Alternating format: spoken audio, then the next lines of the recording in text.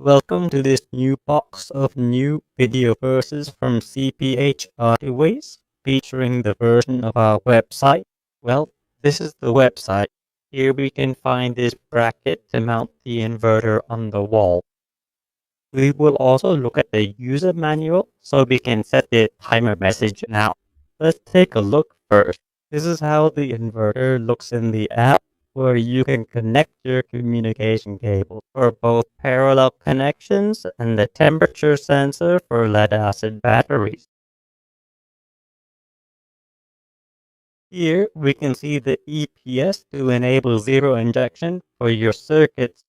On this website, you will find both the antennas for Wi-Fi, terminals for the batteries, a fuse, and some connectors. In this section, you can find several features, such as what you need for your requirements in 10,000 seconds of transfer. You can install up to 1.5 volts of nominal power. 3.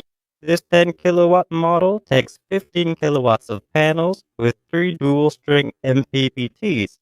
It features a max voltage of 15V and 200A battery current for 48V systems, including lithium and lead acid.